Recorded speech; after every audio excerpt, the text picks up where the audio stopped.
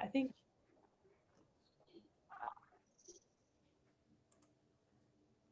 Right. Okay, so thanks everyone.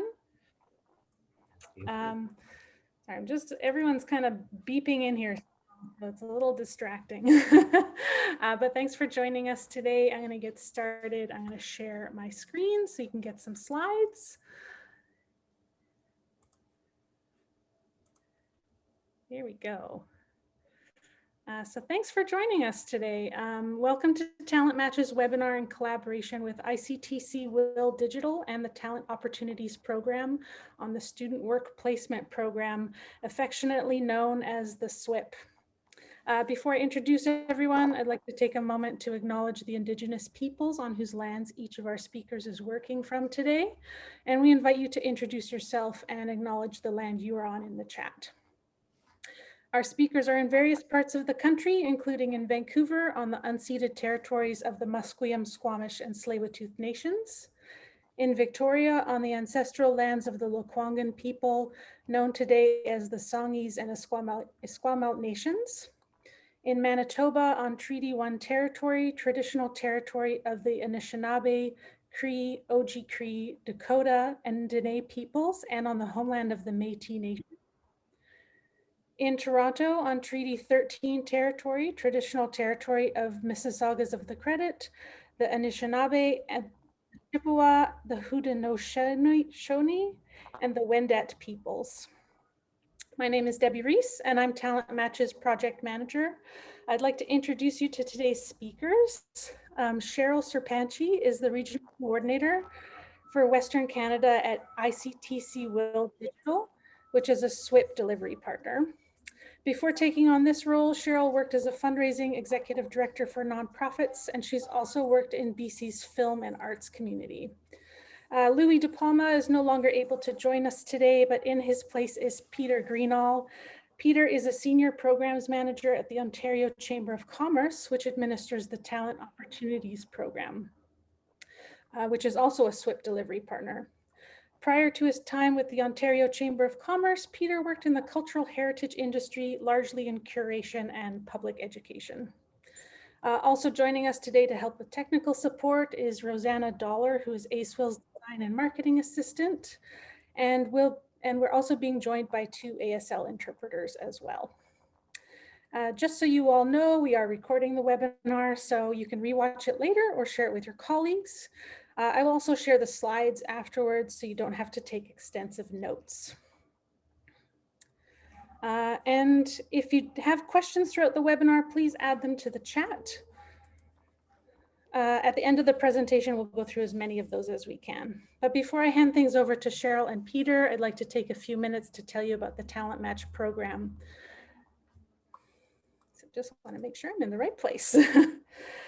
For those of you who may not know, MATCH stands for Museums, Arts, Tourism, Culture, and Hospitality, and the Talent Match program is a collaboration between the BC Museums Association, the BC Alliance for Arts and Culture, Go to HR, which is the BC Tourism Industries Human Resources Association, and ACE-WIL, the Association for Cooperative Education and Work Integrated Learning, BC Yukon. The program is funded by the Ministry of Advanced Education and Skills Training. Talent Match's goal is to help museums, arts, tourism, culture, and hospitality organizations access student talent through co-ops and other work integrated learning placements, so that those students can in turn help those organizations recover and renew in a post-COVID world. The program provides employers with resources to make hiring a student easier. This includes information on funding, help connecting to post-secondary institutions with programs that are relevant to the positions or projects employers want students to help with, and tips on how to recruit and onboard students into your organization. In addition to resources, Talent Match provides one-on-one support, so you can email me to arrange a time to talk about your organizational needs, and you can see both my email address and the Talent Match URL in the slide right now. I can help you brainstorm for the project or position and find information that's most helpful to you in bringing on a student. I also want to point out that I know there's likely a few folks in the webinar today that are from outside of BC.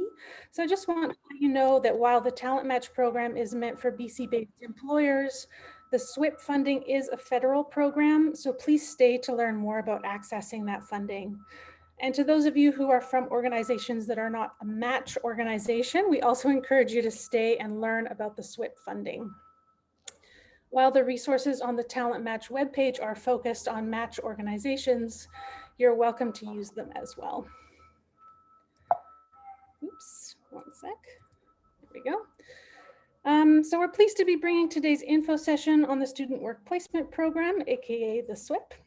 As a brief overview, the SWPP is funded through Employment and Social Development Canada, and is a federal program that gives post-secondary students across Canada paid work experience related to the area of study.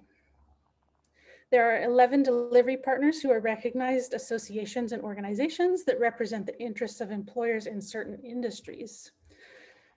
The delivery partners currently are TechNation, the Canadian Council for Aerospace and Aviation, Eco Canada, Biotalent Canada, Electricity Human Resources Canada, Mining Industry Human Resources Council, Venture for Canada, Magnet Student Work Placement Program, Excellence in Manufacturing Consortium, Information and Communications Technology Council, that is ICTC, who's here with us today, and the Ontario Chamber of Commerce, which delivers the Talent Opportunities Program. Each has a different application process and slightly different eligibility criteria as they serve different industries or position types. We've asked ICTC and the Ontario Chamber to participate today because their programs are generally accessible to museums, arts, tourism, culture, and hospitality organizations. Generally, employers can access up to 50% of a student's wages to a maximum of $5,000 or 70% up to $7,000 if a student is in their first year or is from an underrepresented group, including women in STEM, that's science, technology, engineering, or math, a person with a disability, newcomers to Canada, Indigenous students, or visible minorities. There's also usually a net new requirement, meaning that they will only subsidize any student hired that is in addition to the number of students hired in the previous year. But the government is relaxing the criteria this year and will fund positions up to $7,500, and the net new requirement is being waived. So this is a great opportunity to access this subsidy. It's recently been announced that 7 additional delivery partners have been added to the SWPP, including the Canadian Tourism Human Resources Council, the Cultural Human Resources Council, and the Canadian Media Producers Association. And you can see the other ones up on the slide right now. These organizations have now started releasing information on applying for SWPP funding through them. And it's great news to see funding dedicated to match sectors. Today, Peter and Cheryl will be telling us about their programs, including what positions they can fund, how to apply, and generally how your organization can access the subsidy. Again, if you have any questions throughout the session today, please add them to the chat. We'll be going through them after the presentation. So without further ado, I'll hand it over first to Peter and then Cheryl will follow. Just stop my screen share there and Peter can take over.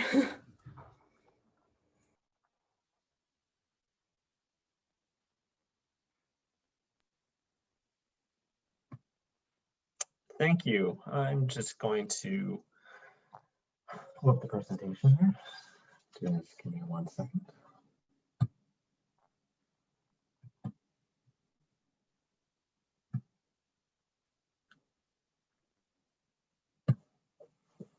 Okay, so Debbie did a great job giving us an overview of what the SWPP program is. So we're the first provider that we're going to be talking about today. Each provider does have different eligibility requirements, but ours are, we're not targeted towards one specific industry, and we're also not targeted to any geographic region of Canada. Although we are the Ontario Chamber of Commerce, this is a coast-to-coast program.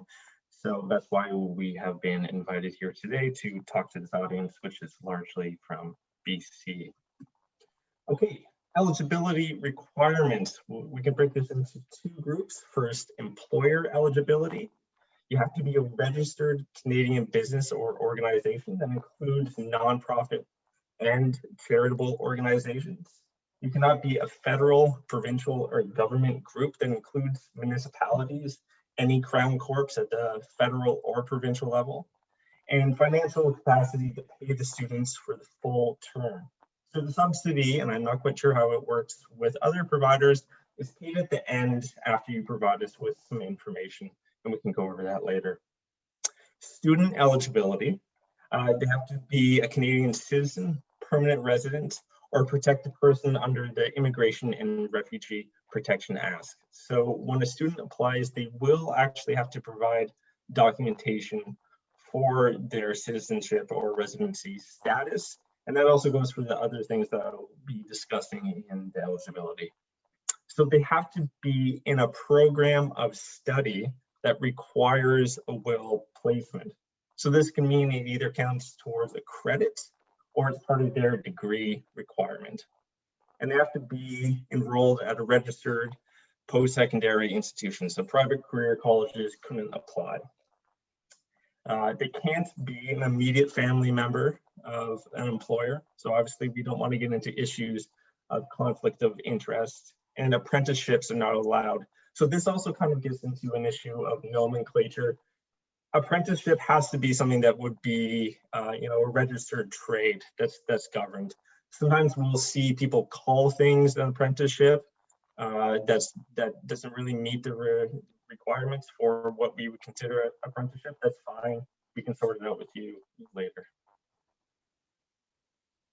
And I should touch on the student eligibility here before I move on. What we really don't want to fund, and we see this a lot, are summer jobs. So sometimes we'll get letters from a school stating that a student meets the eligibility for the program, but they're not actually taking this for a credit, that actually the job is kind of aligns with their skill set and their career ambitions. That's not enough for us. It really does have to meet that requirement of fulfilling a credit or degree requirement. Okay, how does the process work?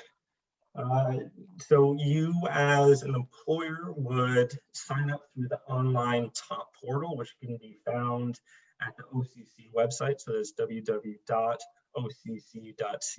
and it's one of our programs. You would fill out an application as an employer.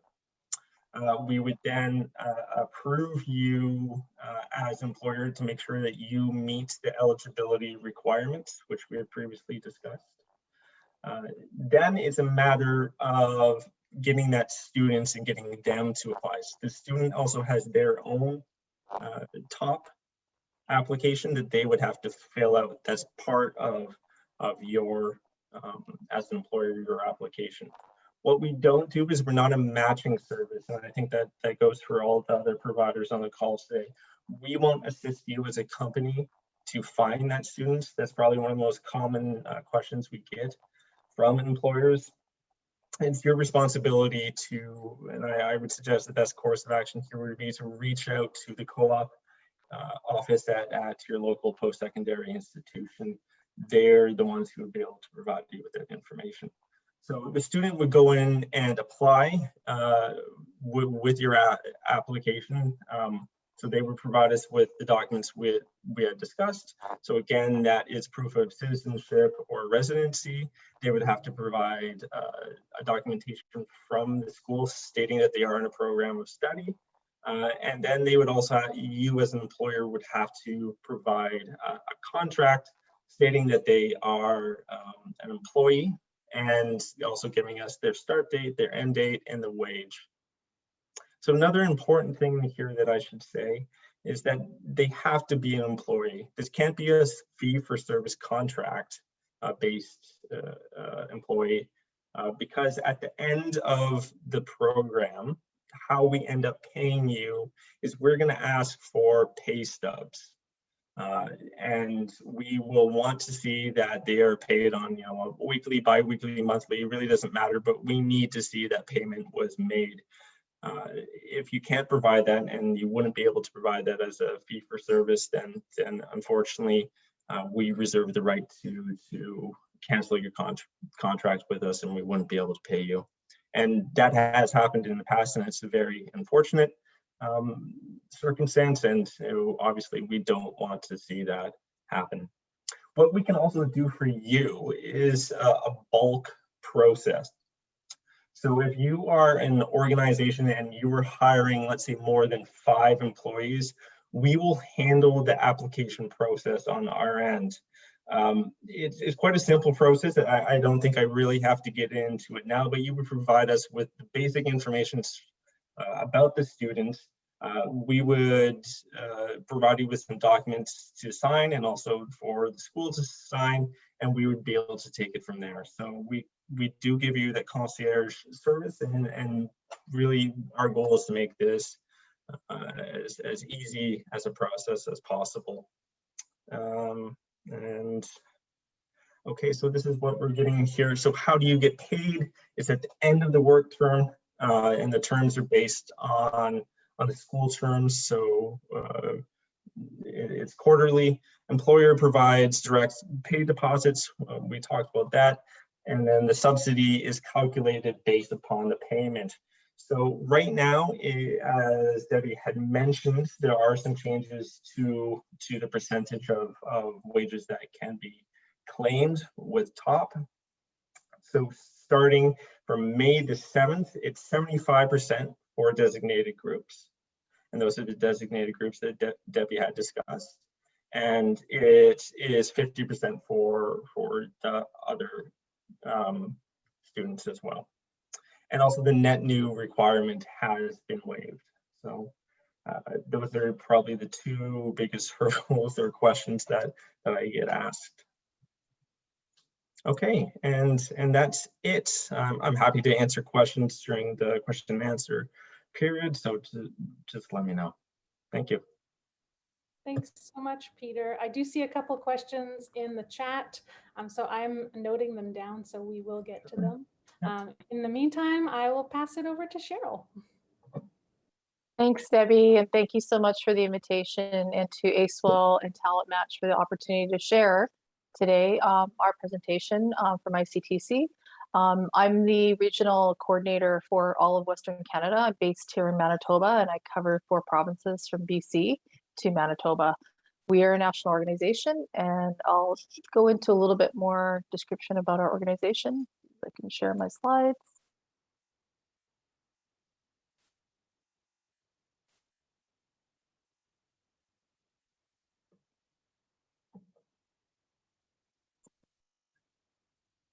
Hopefully everybody can see that.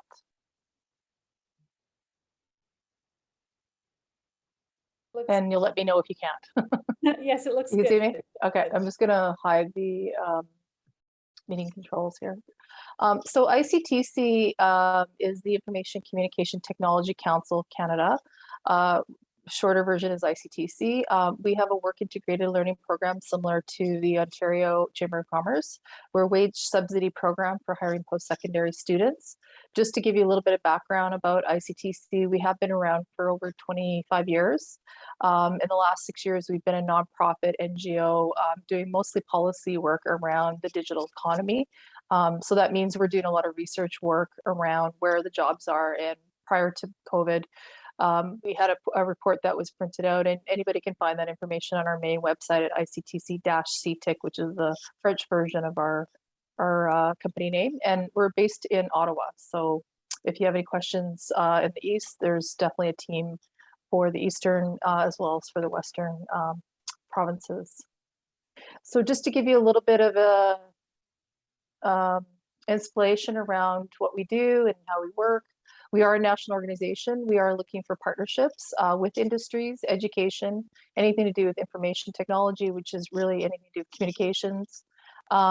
We do, as I mentioned, labor research work. We are really known for our work in the community around policy making, setting the work that's around technology, where the jobs are. And prior, like I mentioned, to COVID, there were 300,000 new positions that were going to be opening up for technology work for everywhere from administration to, I would say, like a development position. So these positions were already proven that they would be the next future of the jobs and the workforce.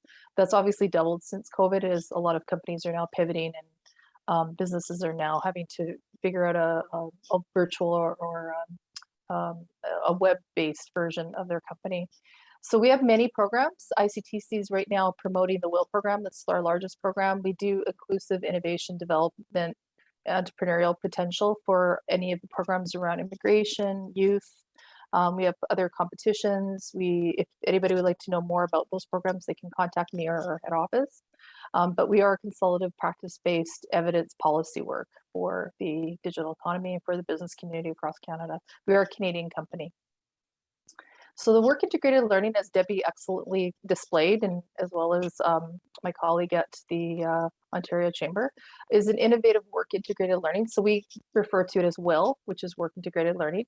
It's a program that actually helps employers grow their business by hiring post-secondary students under a wage subsidy. So we're predominantly a wage subsidy to help the employer hire a student. We contribute how the WIL contributes is to the development of a skilled workforce for the digital economy, and that's what we're calling it. As it was mentioned, this is funded by ESDC, which is the government of Canada. It's federal funding. So this is federal funding, and I want to mention that if there is any parties here, any groups here that are interested in provincial funding, it is totally stackable with our funding. So I know in BC, there's quite a bit of provincial grants and funding for businesses that can be totally complemented as long as you don't go over 100% with wages.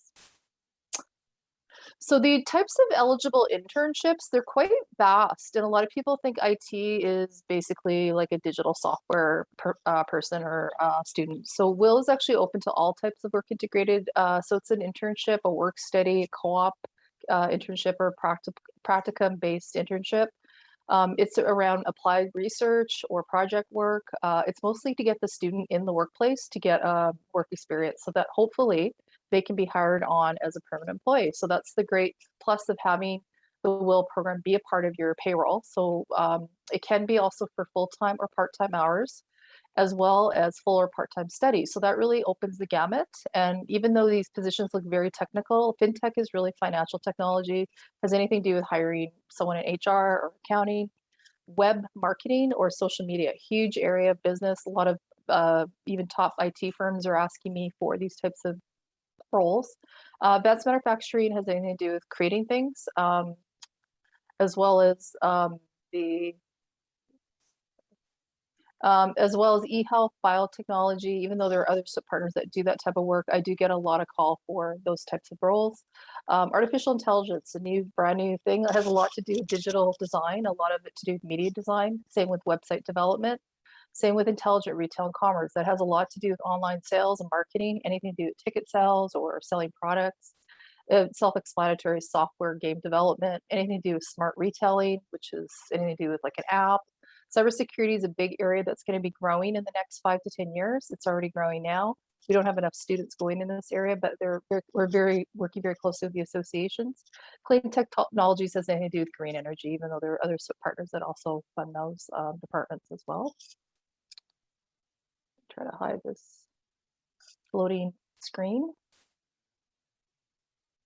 So we also are doing additional training for any WIL students. So if you know of a WIL student that would fall into the areas around fintech, advanced manufacturing, smart retailing, which is anything to do with commerce or sales, cybersecurity, artificial intelligence, we're actually providing, with the authorization of the employer and the students' eligibility, that they would be getting additional 2-hour training while they're in a work integrated learning opportunity. We would be signing off on a certificate as well as with the employer, so that that student can now be a subject matter expert in these 6 models, as we're calling them. Credential, but not really, because we're not a university, but we're providing additional training so that student can add to their resume and be more eligible for other opportunities outside of the work integrated learning. So as it was mentioned, the SWPP amounts are right now 50% up to 5,000. So you would pay be paid up to a maximum 5,000 or 7,000 per placement. The differences are between an underrepresented and a basically regular student. So an underrepresented, as it was mentioned, is women in STEM, which is actually going to be including arts. So it's actually STEAM, science, technology, engineering, math. There are underrepresented groups there, Indigenous students, male or female, Recent immigrants, they must have PR status. They must be eligible to work legally in Canada. They can't just be on a work permit. Students living with disabilities, first-year students, and visible minorities.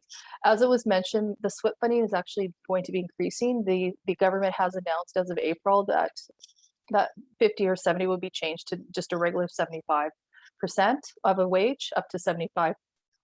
So that's now going to be for every student, male, female, STEM or not. It kind of takes away from hiring the underrepresented because we want to actually target more employers to hire these types of students, but we do have other programs that can sort of supplement and help those students. So really what that means calculation wise for the employer, so it is a very flexible program in the way that you can hire a student for any number of weeks up to maximum 16 weeks. So that's a 4-month program, 16 weeks. An example of a minimum wage would be $7,000 for the maximum amount currently that's listed on our website until we have a legal document say we can say 75. Would be 16 hours a week at $16 an hour. That represents around just over $10,000. So the employer would actually get back 7,000 of that 10,000. Essentially, their contribution would be just under $3,500. So we would pay a total of 77,000, which is really 70%, and it's actually going to be 75. And I believe that's retroactive as of May. So the math is pretty straightforward. It's pretty easy to figure out that you do have to pay the student up front. The eligibility to be a part of any SWIP program or our program is that they have to be a registered business in Canada. They can have offices outside of Canada, but they have to have a registered business number. They can be a nonprofit. We are actively looking to connect with more nonprofits and charities. I personally have been a fundraiser for the last 20 years, and I have a passion for a nonprofit. Those businesses tend to not have big budgets. So we are looking to really employ students in a smaller to medium-sized business. So that would be less than 500 employees. I mean, other companies over 500 are applying to this grant, but we really are trying to target the smaller businesses. That's why Net New was put in place so employers wouldn't abuse this and hire tons of students every year when they can actually afford to use it without the grant. The position must be of a high quality, so a good, meaningful learning, work integrated learning experience on the job. It should have a digital or technology component. And what that really means is, are they using a computer? Are they doing technical skills? Are they designing something? Are they doing analytical information research for a website? Even business development is considered digital because there's a lot of data entry. There might be a software that's going to be utilized to enter, Salesforce, any contacts, building the business, bringing in revenue. So those types of roles would be coming from a business school. So the eligibility for the student, they have to be registered Canadian student. They must be registered in a Canadian institution. So they have to show proof of that. They have to be hired as an employee, not a contractor, because we have no way of tracking the amounts that were paid to the student without a payroll system. So the employer must have payroll, must be a registered business. Canadian must be permanent resident or Canadian or have proof of that. If they're a refugee within the last 5 years, that's fine as well. And the student must be enrolled, like I said, in full or part-time studies. So even a master's or PhD could be considered a WIL student. If they are enrolled, they are considered a student that's currently taking studies, even if it's one course that's been allowed in our mandate. And they have to be enrolled while they're in the course. They can have the summer off if they often do, and they can be employed during the summer and fall, but even if they're going back to school in the fall. If they're graduate, they're not eligible for this funding. So typically how we apply is you identify a student you'd like to hire. If you need help with that, we're able to identify. I work with all of the schools in the West, very close relationships with Camosun, the Nanaimo colleges, even the private colleges, as well as UVic, Camosun, UBC, SFU. Those are the colleges that typically in universities that are using funding to get their students hired. If you need help finding a student, I usually give you some tips and figure out how we can get you the right fit. There are a lot of partners in the region that are here for you to help get the right student for your placement. Basically, you apply online. Everything is done through a website. It's not, no forms are downloaded. There's no writing of letters. It's strictly an online program. will.digital is really the quickest way. If you want to even look at it today, you can. The application is initiated by the employer, not the student. Once the employer applies, the funding really goes to the employer, not the student. The employer must be adding the student's email in the system. That would be a third step. When we get the student's email, we email the student to ask for supporting documents to show that they're actually enrolled in a post-secondary program. We need proof of that to go to the next steps. And once they have been reviewed, the employer is considered accepted and they would be in the program. They would get an application from ICTC's finance. They would be considered a client of ours, and then they would be paid at the end of the placement. So the decision is usually around 5 to 10 working days. We're working very quickly. We're now doing about 100 applications a day. So it's a very busy time. And just so you're aware, we went from having to place 5,000 students for 2021 to 2022. We're now increasing that to 7,000. So we just got a notification that we're getting another 2,000 placements. That's about $5 million. So again, the next steps after you receive an email from ICTC, you get it in your inbox, and same with the student, they're just going to be getting a note saying that they're being considered for a role in WIL. That we would just like supporting documents. It's up to the employer to verify if they're Canadian and have PR status. We will not be asking that, but typically in the past we had, and we're also looking for that proof. So learning plan is really straightforward. It's usually done within the first 2 weeks of the placement starting. We usually try to get the employer to apply 2 weeks before their student start date. In some cases, that doesn't always happen. Sometimes the student is starting next Monday. If they applied today, that's fine. They are typically approved once we verify that the job description is fine, and that really is the lesson plan. So it's the lesson plan uploaded to the system, just showing the steps of what the student's going to be learning. We do a midterm check-in with a form, and it's basically just a short feedback on the student's work ability, making sure that the employer is actually mentoring the student, that the student's learning on the job. In very small cases, it doesn't always work out, so the employer can actually continue being funded, but they might have to find a new student. Same for the student, they may not enjoy the experience, they may have to move to another placement. So we do our best to work with both parties, but we are looking out for that midterm form to be a good litmus test to see if everything is working out. A final assessment is done towards the last 2 weeks of the placement, and that is typically when we look for the proof of payment. So we are looking for the employer to upload their payroll. So once the payroll has been received, and that's usually just CPP and EI taken off, the employer will receive the subsidy, which is come in an automatic deposit into the bank account of the employer. So we just need the EFT banking statements. So ideally, the things that are required from the employer: business number, payroll, student has to be Canadian enrolled. And there's no age limit on this. It can be a mature student, can be a first-year student, can be someone in continuing ed. If you do find you're in the situation like with COVID, a lot of employers are really struggling right now with payroll and also trying to find funding. There are other options, but we're also able to give 50% of the salary payment at the halfway point. So midway through this program, if it's a 2-month program or 4-month, we are actually able to give you 50% of the funding. So it's kind of alleviate a lot of the stress. So letting you know I'm here for you. I do want to take away the fear and away the anxiety I do deal with every day. I work with more employers than I do with students. We'd like to approach more students to talk about this when they're in interviews. If you have any questions, please reach out to me. My email is here attached. I'll put it in the chat. My office hours are Monday to Friday, West Coast times, even though I'm based in Central Canada. And please add me on LinkedIn. I do a lot of connecting there. I also refer other businesses to parties that need to know who's around and who's in those regions. And because of that, I've become quite a valuable resource. I've also been living in BC for the last 2 decades, just recently moved back to my hometown, Manitoba, to be closer to family and hope to make it back to the West Coast where my heart is. And definitely I'm here for you, and as well as our team in Ottawa. They are working the Ontario hours in the East. And if any questions or anything I can answer, I'll try to do that during this presentation. Thank you so much for your time and your attention.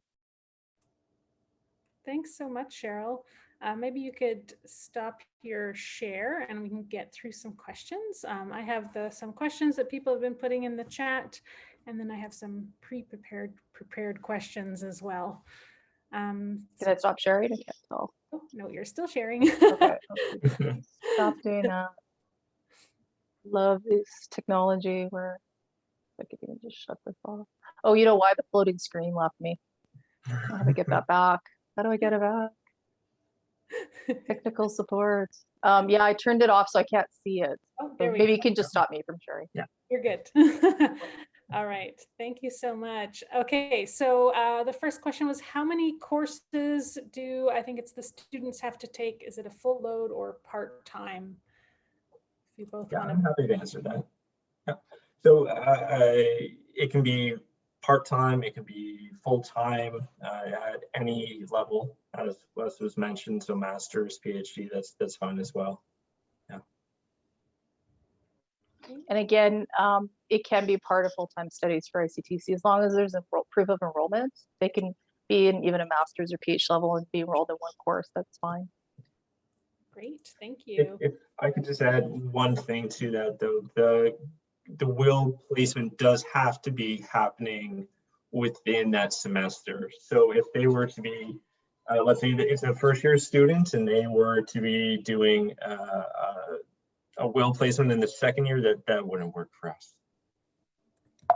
Okay, great. Thank you, Peter. How long does the approval process take? Cheryl kind of asked that in her. Typically for ICTC, it's about 2 weeks. We sometimes have done it in a week. And in some cases, we'll allow employer to have the student start before their approval. As long as they're not an international student, we rarely decline the applicant. Great. We're the same. Yeah, we try for a 2-week turnaround. Sometimes, especially in the summer when it's the busiest season for us, it can take a little longer. But generally, we're quite quick with the turnaround.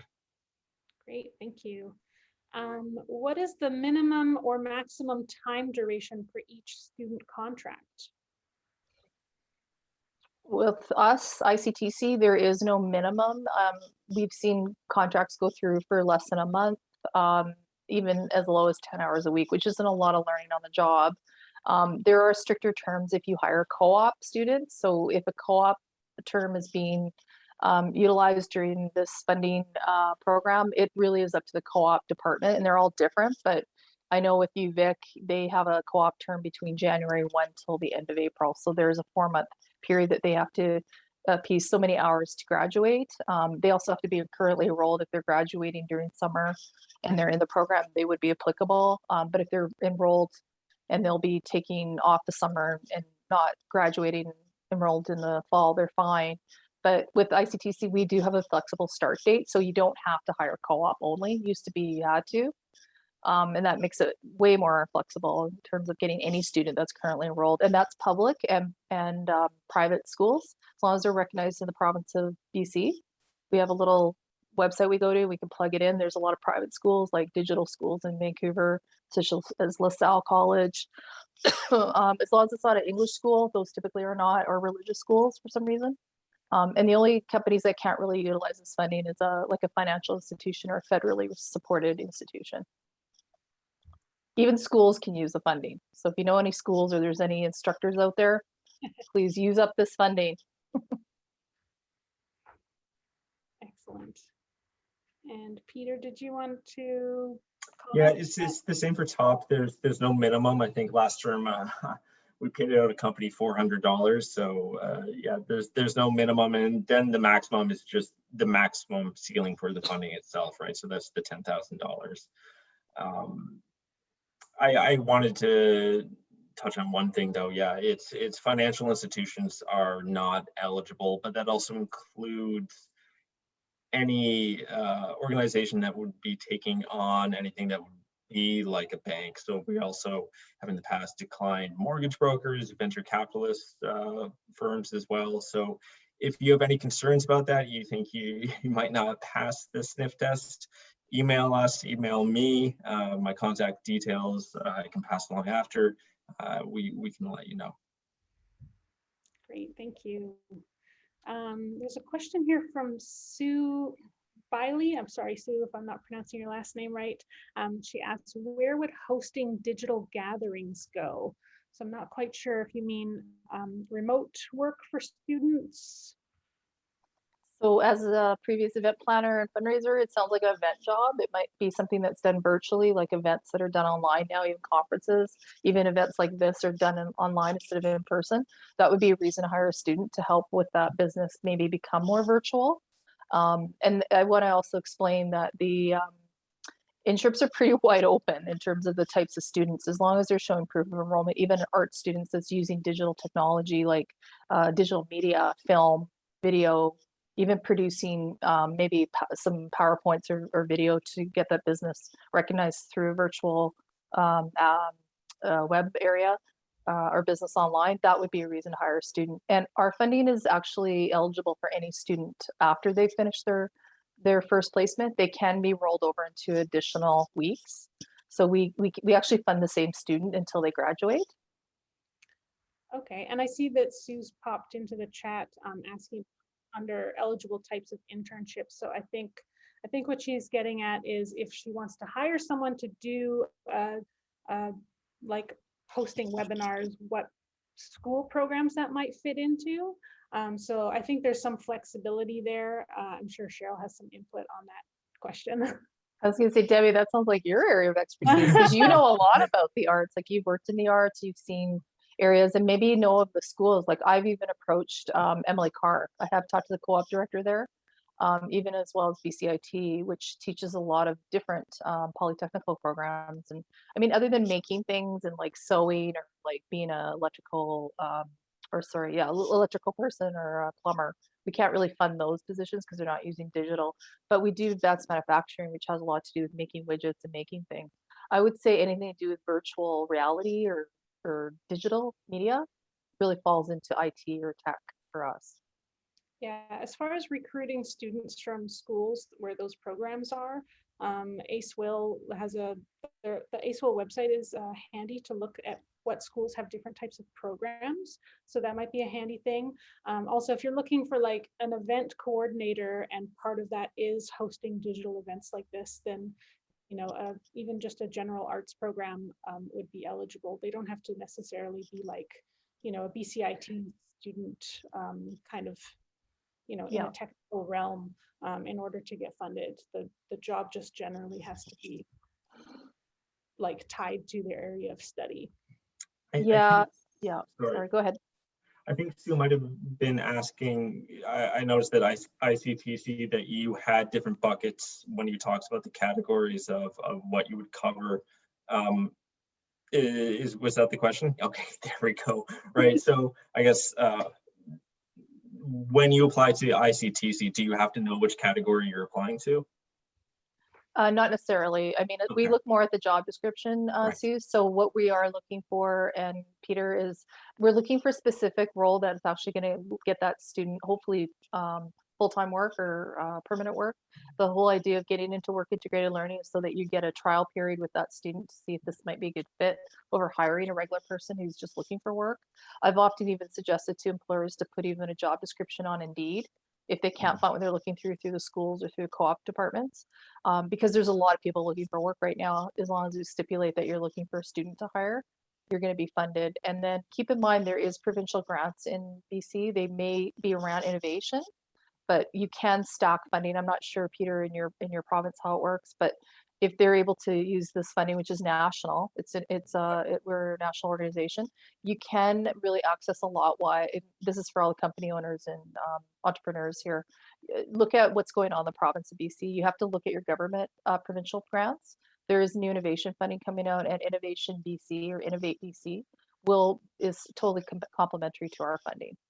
And again, we don't fund banks because they usually get other funding.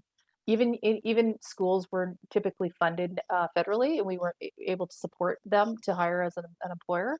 They are now considered an employer that can hire through this funding because we have so much of it. I think federal Canada is recognizing that the COVID isn't over.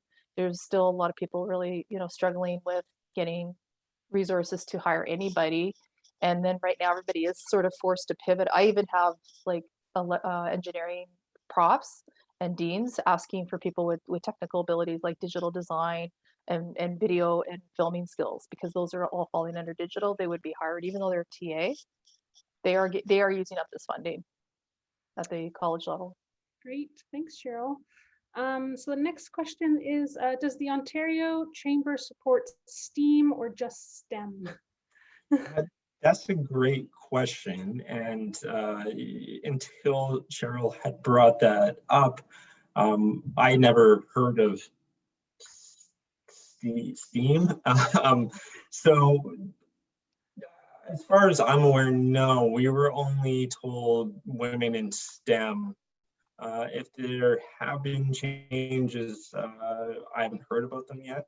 That's certainly something now that I'm hearing about. I will follow up with their funder, and certainly those changes will be made apparent on our website. So please circle back.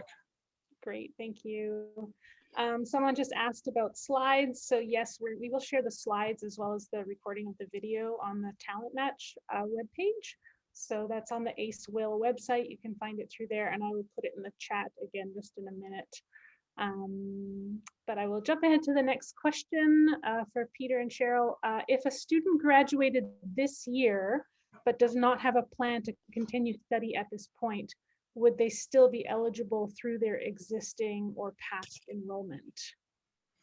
For top, that's no. Yeah, we've encountered that a couple times now. We've asked the funder about it, and unfortunately, it wouldn't meet the requirements for us. Same, I think it's really the same for most SWPP. I mean, the student has to show proof of enrollment. If they're not graduating during their placement, they're fine. If they are not going back to school in the fall, they would be considered a grad, but they have to show proof of enrollment. And sometimes we have a bit of leeway. We can at least fund them for the weeks they are enrolled. And some students, maybe they're graduating, but they can take one course, say if they're going into the next term. If they're taking one an additional course, and maybe they're off for just a few months in the summer, that's fine. Typically, we don't have a problem with that, but we do have other funding. There's another funding program for graduates under the age of 30. And I don't even want to get into that, but if anybody would like to know more about it, there's another program, and it's called Youth Dividend, and that's a very hard program to get into because there's so few spots. But WIL is really abundant. As you can see, there's 11 partners right now in Canada. We're trying to give money to employers. Please take our money. We have so much to get rid of, and there's a lot of people we still haven't talked to, and we don't advertise. We're not branding very well. Debbie's done an amazing job of putting this together. She's put a lot of time and effort to try to attract more employers that are attending today, and any ones that you know of out there, please let them know that this is available to them nationally. Yes, please do share. Or call Debbie, because she has a lot of information around Talent Match and working with the chamber. And ACE-WIL is an incredible website too. If you ever have any questions about WIL, that's a good resource. I often send employers there to my website because it's so complicated sometimes. Thanks, Cheryl. Okay, so will you hire a student for 2 terms if we apply twice, let's say fall and then again in the winter term? With ICTC, yes, that's fine.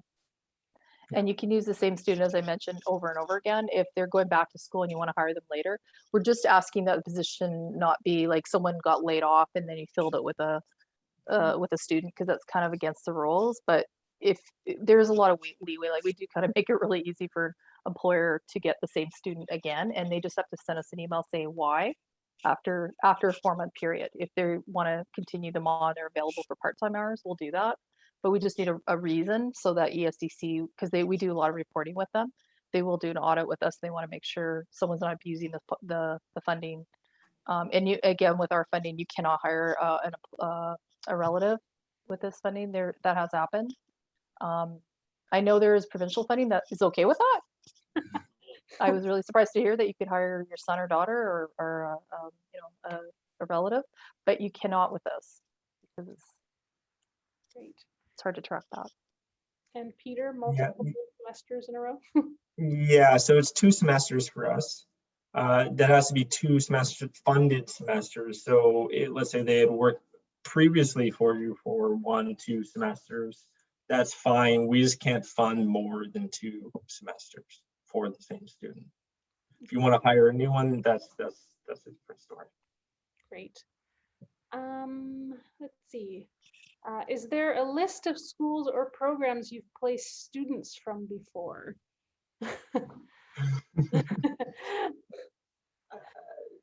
Cheryl, do you want to go first? I was just going to say you could go.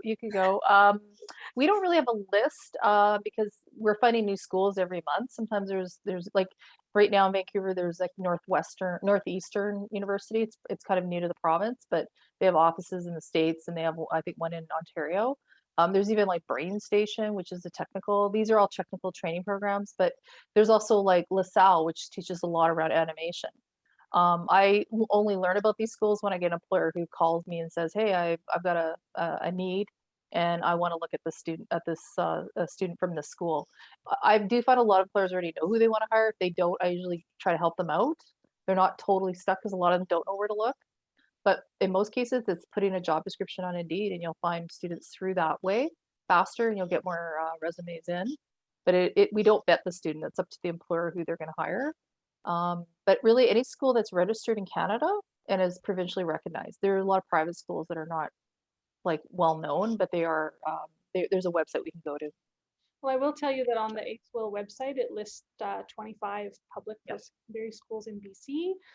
So all of those would be eligible as long as the program does have a work integrated learning component or a co-op component. As Cheryl said, there's a few private schools or non-public schools, I suppose, that might be eligible, but I don't have a list of them. But the 25 public post-secondary schools in BC are on the ACE-WIL website, so you could definitely check that out.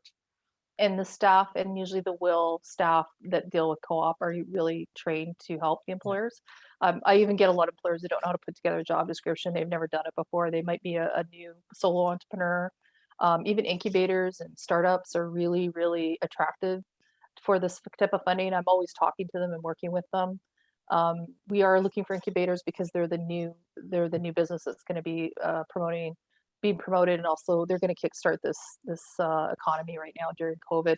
A lot of people are starting a business now and may not know exactly how to go about this. So there are groups around to help people, and we really want to promote hiring art students is the way to go, because they're the designers, they're the thinkers, they're the creative minds that not necessarily come with a technical trained student like in computer science or AI or whatever, but we need those smart, and even helping with an arts community or say a nonprofit or a charity. We would like to get art students into those roles because they might be doing something in the office that has a lot to do with working with technology for our ways of approving. Great. So I'm just noting the time, but there's 2 more questions I'd really like to get through before we end at 2 o'clock. So one person asking, can you please give an example of how students working in the hospitality field would qualify if it pertains to their studies? So I can say there's lots of hospitality tourism programs out there, and ACE-WIL does have, I've put together a list of schools that have programs and when the placements are as a tool. Again, that's on the Talent Match webpage.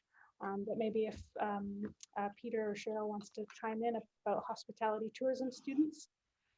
I would say a lot of it falls under technology. I mean, think about it. There's a lot of visual graphic design, there's web design, there's a lot of business development. There might be conferences that need to be organized.